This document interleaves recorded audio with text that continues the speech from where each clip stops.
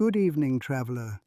Tonight, I want to tell you about a door that stood alone in the magical forest of Whispergrove, and the simple warning carved into its wood. It read, "Do not enter." For a time, that warning was enough, but the forest has a way of listening, and sometimes it asks us to open what was meant to remain closed. So settle in, and let us unfold this story together.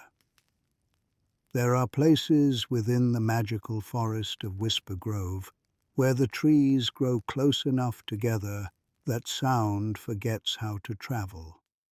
Not because it is silenced, not because it is unwelcome, but because it is received so completely that it no longer needs to move any farther. Whispergrove is not a forest one stumbles into by accident. It does not sit along trade roads, nor does it announce itself with towering canopies visible from distant hills. It exists in the quieter folds of the land, where the earth dips gently and the wind grows thoughtful. Those who enter it often do so without realizing precisely when they have crossed from ordinary woodland into something more attentive. It was along the outer edge of such a fold that I first noticed the door. The afternoon had been unremarkable in the way that most worthwhile afternoons are. The air carried the warmth of earlier sunlight, though the season had begun its gradual turn toward cooler evenings. I had been walking a narrow path that wound between silver-barked birch and older oaks, whose roots pressed up through the soil like the knuckles of resting hands. There was no urgency in my steps. In Whispergrove, urgency rarely improves matters. I had intended only to follow the lower trail until it met the western rise, then turn back before dusk made the stones harder to see. The forest had been calm, birds conversing in measured tones, insects humming with steady devotion, leaves shifting when they felt inclined to do so. Nothing suggested interruption. And yet, just beyond a bend, where the path narrowed between two leaning trunks, something stood where no tree had grown the day before. A door. It did not lean against anything. It did not hang from hinges set into a wall.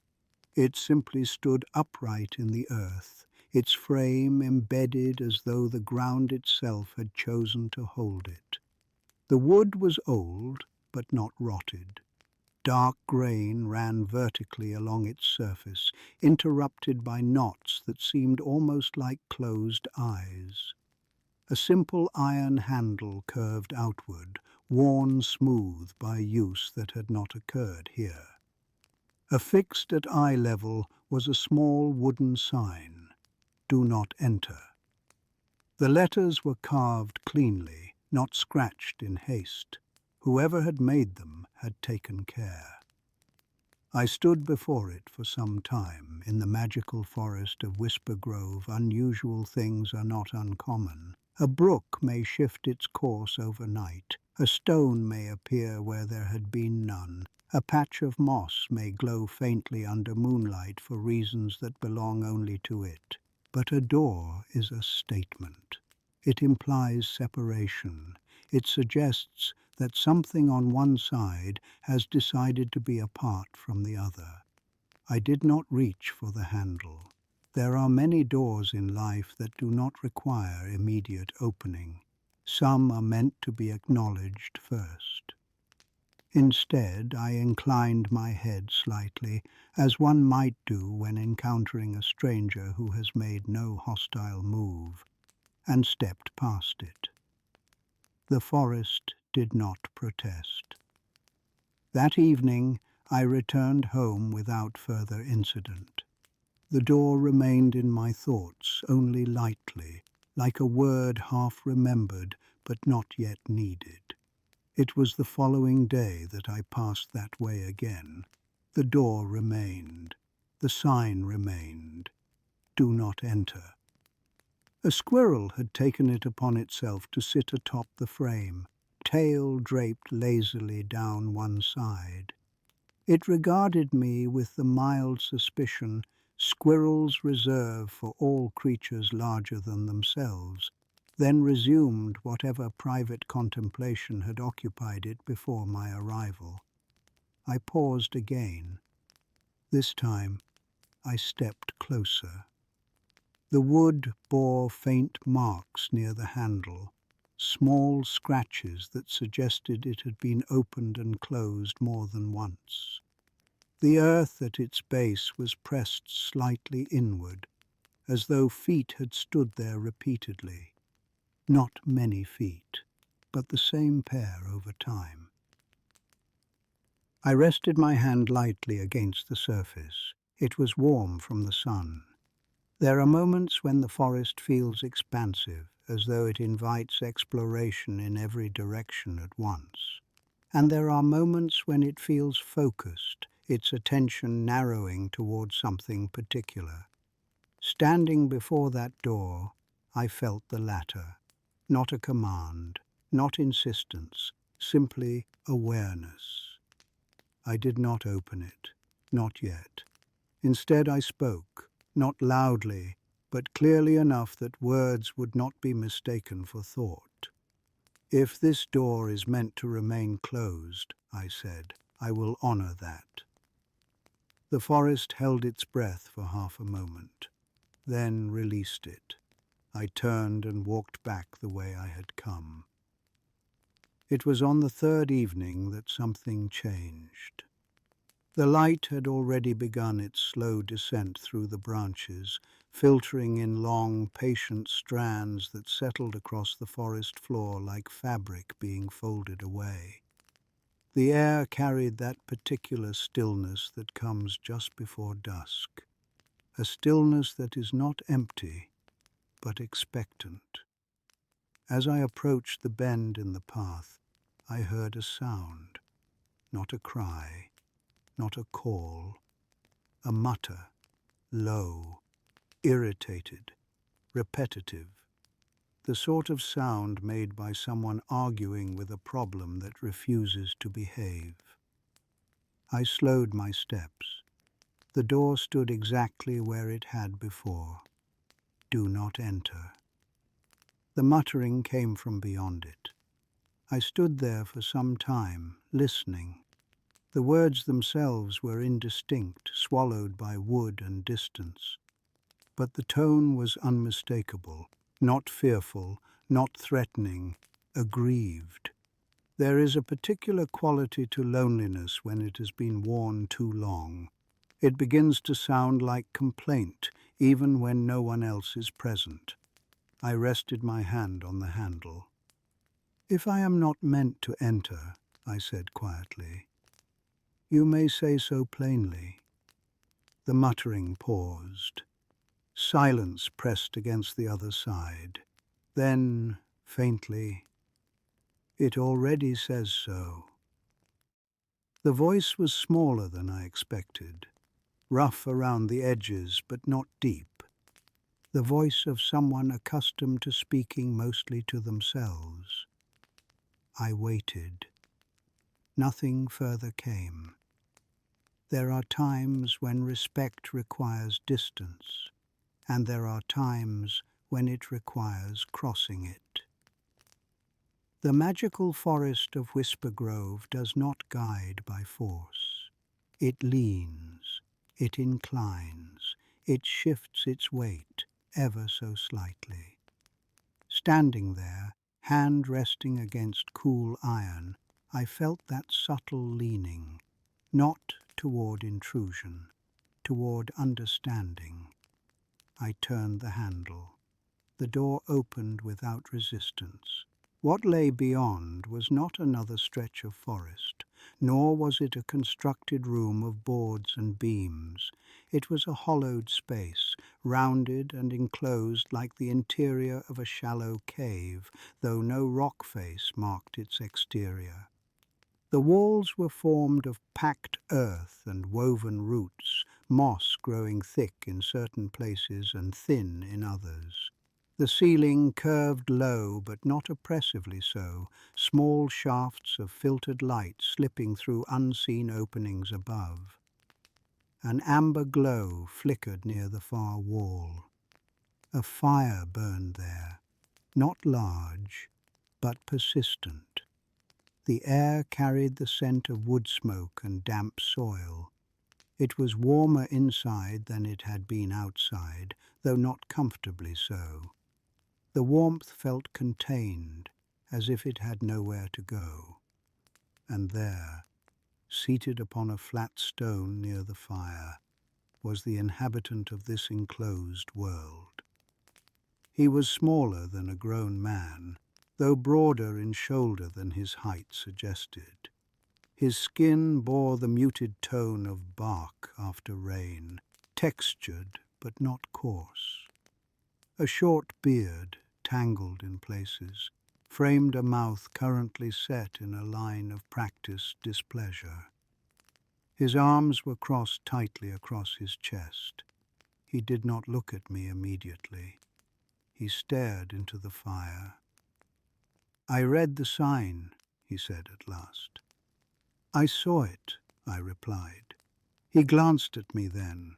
His eyes were sharp, bright, and profoundly unimpressed. "It says, 'Do not enter.'"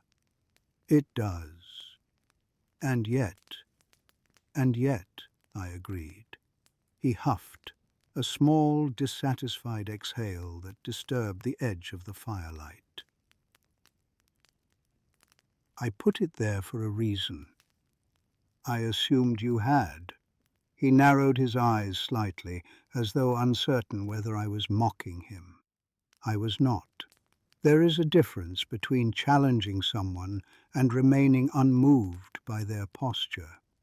I chose the latter. I stepped just inside the doorway, but did not advance farther. The space was tidy in its own way. Bundles of dried herbs hung from a root along one wall. A smooth wooden cup rested beside the fire. A stack of small flat stones had been arranged with care near the entrance. This was not neglect. It was retreat. "You may leave," he said. "I may," I replied. He blinked once, thrown off balance by the absence of argument. "Then do." I considered the fire. It burned slightly too high for the size of the space. The smoke gathered along the curved ceiling before escaping through some unseen vent. The air felt heavier than it needed to be. "Your fire is working very hard," I observed. "It is fine." "It seems warm." "I prefer it so." He shifted slightly on his stone as though to reinforce the point. I nodded. Outside a bird called once, then settled. Within the hollow the fire snapped softly.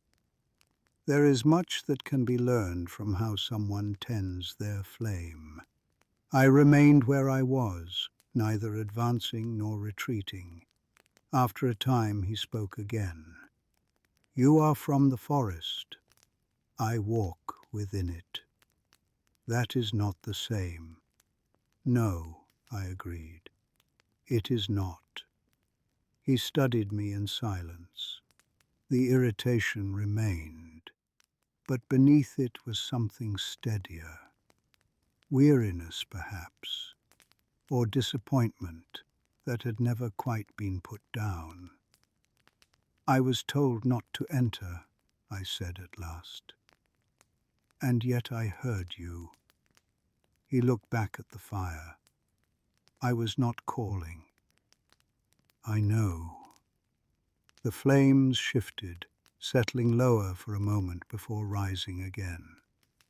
Outside, Evening continued its patient descent through the trees, and within the small root-walled hollow beyond the door that should not be open, a conversation waited, not to begin with force, but to unfold in its own careful time. For a while, neither of us spoke. The fire continued its quiet labor, consuming wood that had been stacked with deliberate care. The small man, troll, some might have called him, though the word is often used carelessly, kept his gaze fixed on the shifting embers as though they alone had earned his attention. It is not uncommon in the magical forest of Whispergrove for someone to close themselves away. It is less common for the forest to allow it indefinitely. "I passed the lower spring on my way here," I said after some time. He made a non-committal sound. "It has grown narrow," I continued. "Stones have gathered where water once moved freely." "Water moves where it pleases," he muttered. "Usually," I agreed. The fire cracked softly. A small spark rose and disappeared before reaching the ceiling. "It used to run clearer," I said. "There was a time when the path beside it remained open. Travelers did not trip there." "I am not responsible for travelers." "No," I said gently. "You are not." He shifted, uncrossing one arm only to cross it again more tightly. The posture was less defensive than habitual, as though he had worn it so long it now fit him better than ease. "The forest manages itself," he said. "Often," I replied. Silence gathered between us, though it was not uncomfortable, merely present. The air within the hollow felt warmer still. The fire, though not large, seemed to strain against the enclosed space, as if it had been asked to do more than warmth required. "You keep the flame high," I observed. "It keeps things away." "What things?" He did not answer immediately. After a moment he said, "Opinions." There it was. Not fear, not danger. Opinions. I nodded once, as though he had spoken of weather. "I once saw a badger attempt to convince the wind it was unnecessary," I said. He glanced at me sharply, uncertain whether he had been mocked. "The wind did not change," I added. He looked back at the fire. "It is different." "Is it?" "Yes." "How?" He hesitated. Then, grudgingly, "The last time I left this place, I was seen." "By whom?" "By those who walk upright and believe that gives them clarity." His mouth tightened. "They pointed," he continued. "They laughed. They decided what I was before I had spoken." The fire snapped louder this time, as though punctuating the memory. "I had cleared that spring for years," he went on. "Removed stones, redirected roots, kept the banks steady when heavy rains came. No one thanked me, which was fine." He shrugged. "It did not require thanks." He picked up a small stick and prodded at the embers, sending a brief flare upward. "But the moment they saw me," he said, "they decided I was the problem." Outside, a faint breeze moved through leaves. "And so you withdrew," I said. "I closed the door," he corrected, "and put up a sign." "Yes." He said it with a certain satisfaction, as though the sign had been his most effective act in years. "Do not enter." The letters had been carved with care. "Has it worked?" I asked.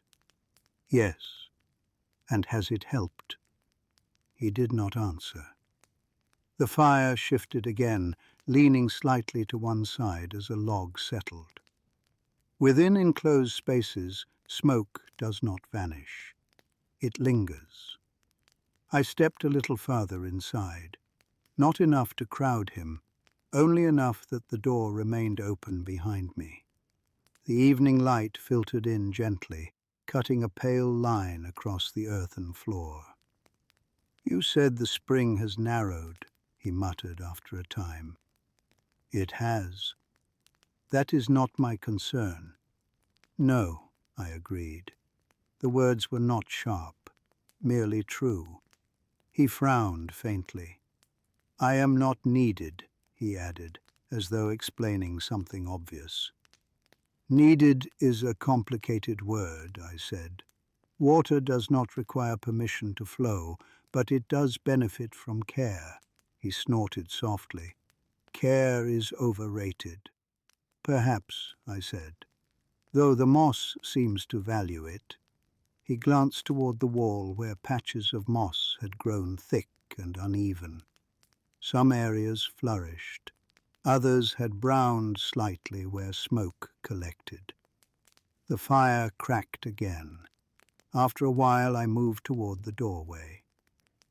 "I will leave you to your flame," I said. He stiffened slightly, as though surprised by the lack of persuasion. "You are going?" he asked. "I am." "Good. Yes." I paused at the threshold. "The spring is not far," I added, "if one wished to see it." He made no reply. I stepped out into the forest. The air felt immediately lighter. Behind me the door remained open. I did not close it. The magical forest of Whispergrove does not rush correction. It allows imbalance to reveal itself. I walked only a short distance before stopping beside a moss-covered stone. From there one could see the path leading toward the lower spring. I did not conceal myself. I simply waited. Time in Whispergrove passes differently when one is not attempting to measure it. Birdsong shifted toward evening tones. Insects took up their steady rhythm. Light thinned and cooled. Behind me the door remained open. At first, nothing changed. Then, faintly, I heard movement. Not hurried, reluctant. A footstep against earth. A muttered complaint carried just far enough to be understood by no one in particular. He emerged slowly.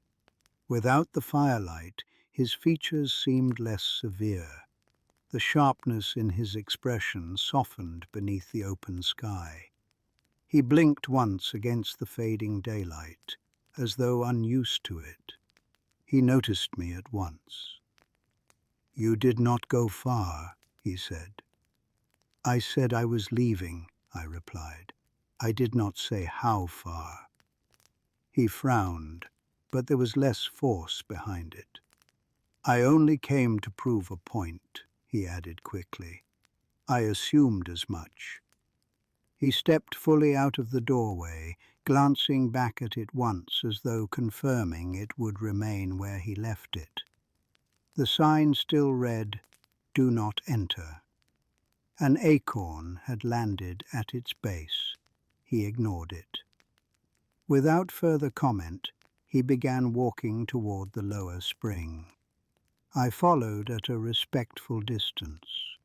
The path curved gently downward, as it always had. Ferns brushed lightly against his legs as he passed, and though he did not acknowledge them, they did not retreat. When we reached the spring, its condition was plain. Stones had gathered along one side, disrupting the flow. A fallen branch had lodged near the narrowest point, catching leaves and debris. The water still moved, but with hesitation. He stood at the edge. For a moment he said nothing. Then he knelt. Not dramatically, not ceremoniously. He simply reached into the water and lifted the lodged branch aside. The current responded at once, slipping more freely around the cleared space. He picked up a larger stone, examined it briefly, and set it several inches away. The sound of water shifted, growing clearer. He worked in silence. No grand gestures, no proclamation, just steady hands, restoring what they had once known. The forest did not applaud. It adjusted. A small bird landed nearby, head tilted curiously. An insect skimmed low over the water's surface. The air seemed to move more easily. He sat back on his heels after a time. The spring ran cleanly again. He stared at it. "It will gather again," he muttered. "Yes," I said. "And then?" "It may gather again after that." He considered this. The forest is not maintained once. It is tended repeatedly. He stood slowly. His posture had changed, though only slightly. His shoulders no longer pressed inward quite so tightly. He looked around, as though seeing the trees with clearer edges. "They still point," he said quietly. "Some may," I replied, "and laugh." "Some may," he frowned. "That is not helpful." "No," I agreed, "but neither is closing the door so tightly that the air forgets how to move." He exhaled once, a sound less irritated than tired. The path back toward the door seemed shorter somehow.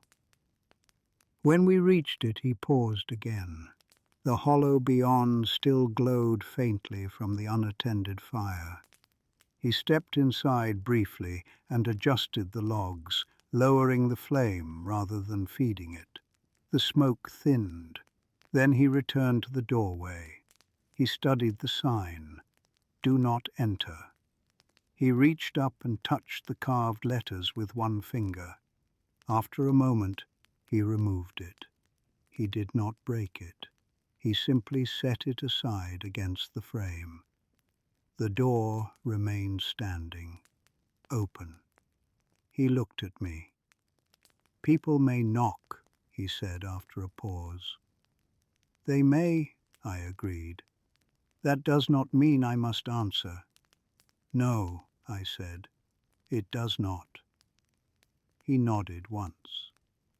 A small creature, a hedgehog, no larger than his forearm, wandered tentatively toward the threshold. It paused, sniffed the air, then continued past him without alarm. He watched it go. "I did not miss the forest," he muttered. "No," he hesitated. "I missed being useful." There it was. Not applause, not validation. Use. "That is often enough," I said. Evening settled fully around us, stars beginning their quiet appearance in the spaces between branches. I inclined my head. "I will pass this way again," I said.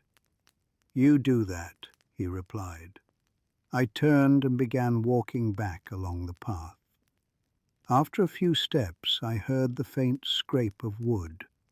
When I glanced back, he had propped the old sign beside the door, not discarded, simply altered. The carved words were no longer visible. In their place, he had turned the plank and scratched something smaller, less forceful, into the opposite side. Knock. No more. No less. The firelight within the hollow glowed softer now, no longer straining against its enclosure. A bird settled on the door frame. He did not chase it away. Days later, when I walked that path again, the door still stood where it had been set into the earth. It had not vanished. It had not been reclaimed by roots. It remained. But it no longer declared separation. The hollow beyond felt less enclosed, the air within moving freely through the open threshold. He sat just outside, upon a flat stone drawn into the light. A small wooden cup rested beside him. The hedgehog dozed nearby. He did not wave. I did not linger. We exchanged a single nod, the kind that acknowledges not an event, but a continuation. Behind him, the magical forest of Whispergrove breathed as it always had. Nothing had been conquered. Nothing had been defeated. A door had not been destroyed. It had simply been opened. There are things in Whispergrove that are not kept out by force. They are kept at a distance by hurt, and returned by small acts of steady care. A spring runs clearer when tended. A flame burns cleaner when lowered. And a door that should not be open sometimes stands exactly where it is needed, so that someone may decide in their own time to step through it again. And that is the story of the door that asked to remain closed, and of how it opened not by force, but by understanding. The fire burns softer now, its light no longer straining against the dark. The forest breathes easily beyond the doorway, untroubled and unhurried. Nothing has been forced open. Nothing has been driven away. Some things close themselves not out of anger, but out of hurt. And some doors open again, not because they are broken, but because they are ready. I will remain here a while longer, walking the quieter paths of Whispergrove, where springs run clear when tended, and even the smallest flame can be lowered without going out. All is as it should be. You are safe to rest. Good night, my friend. May the doors you keep closed open only when you are ready, and may the air beyond them feel lighter than you remembered.